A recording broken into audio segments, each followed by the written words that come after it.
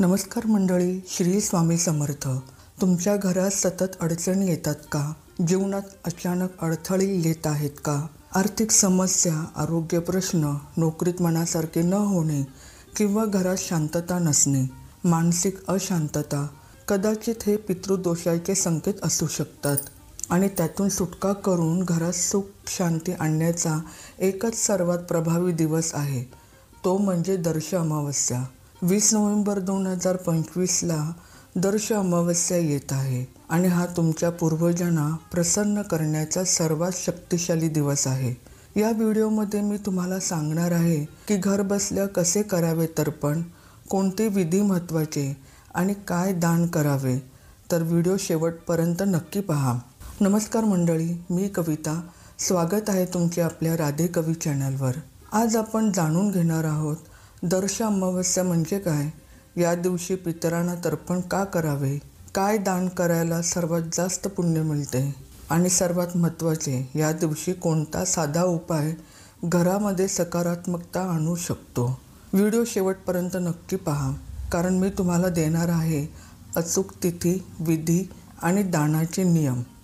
तर मंडळी, व्हिडिओ सुरू करण्यापूर्वी चॅनलला सबस्क्राईब करा, बेल आयकॉन दाबा आणि लाईक करायला विसरू नका, कारण ही माहिती तुमच्या प्रत्येक कुटुंबियापर्यंत पोचली पाहिजे. दर्श अमावस्या म्हणजे काय? दर्श अमावस्या म्हणजे अमावस्येची ती रात्र जेव्हा चंद्र पूर्णपणे लुप्त होतो. या दिवशी आपल्या पूर्वजांना स्मरण करून त्यांच्यासाठी तर्पण, पिंडदान आणि दानधर्म केल्याने पितरांच्या आत्म्यांना शांती मिळते. का आहे हा दिवस खास? आपले पूर्वज या दिवशी पृथ्वीच्या जवळ येतात. त्यांच्या आत्म्यांना शांती मिळवण्याची संधी, पितृदोष निवारणाचा सर्वोत्तम काळ आणि कुटुंबात सुख समृद्धी आणण्याचा मार्ग. दर्श अमावस्या 2025 तारीख आणि वेळ. अमावस्या सुरुवात होते 19 नोव्हेंबर सकाळी 9:13 पासून तर समाप्ती होते 20 नोव्हेंबर दुपारी 12:16 पण लक्षात ठेवा, हिंदू धर्मात उदय तिथी महत्त्वाची आहे, म्हणून यावर्षी अमावस्या 20 नोव्हेंबर 2025ला साजरी केली जाईल. तर्पण करण्याचा योग्य वेळ सकाळी 6 ते 12 दरम्यान. श्राद्ध विधी दुपारी 12 वाजल्यापूर्वी पूर्ण करावा. घर बसल्या तर्पण विधी. मंडळी, बरेच जण विचारतात, नदीवर जाणे शक्य नाही तर काय करावे? तुम्ही घरी पण पूर्ण श्रद्धेने तर्पण करू शकता, अगदी सोप्या पद्धतीने. सकाळी लवकर उठा, शक्यतो सूर्योदयापूर्वीच. अंघोळ करून स्वच्छ वस्त्र परिधान करा. घरातील पूजेची जागा स्वच्छ करा. साहित्य काय लागणार? तांब्याचे पात्र पाण्यासाठी, काळे तीळ, पांढरी फुले, अक्षता, तांदूळ, दर्भ, कुशाची घास जर उपलब्ध असेल तर. विधी. प्रथम संकल्प करावा. सूर्याला उगवत्या दिशेला तोंड करून उभे राहा. हातात पाणी, फूल आणि तीळ घ्या आणि म्हणा, मी आज दर्श अमावस्याला माझ्या पूर्वजांसाठी तर्पण करीत आहे. मग सूर्याला जल अर्पण करा. ओम सूर्याय नमः या मंत्राचा उच्चार करा 3 वेळा. पितृतर्पण. मग दक्षिण दिशेला तोंड करून उभे राहा. पाण्यात काळे तीळ मिसळा.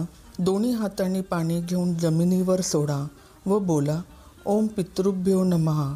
कमीत कमीत 11 वेळा किंवा सोप्या भाषेत म्हणा, हे माझे पूर्वज, तुम्हाला माझा नमस्कार. तुमच्या आत्म्यांना शांती लाभो. तुम्ही माझ्यावर कृपा करा आणि आशीर्वाद द्या. पिंडदान. शक्य असल्यास भाताचे किंवा जवसाच्या पिठाचे लहान पिंड बनवा. पितरांच्या नावाने ते अर्पण करा. शेवटी समापन. घराच्या पूर्व किंवा ईशान्य कोपऱ्यात दिवा लावा, धूप लावा आणि ओम शांती शांती शांती म्हणा.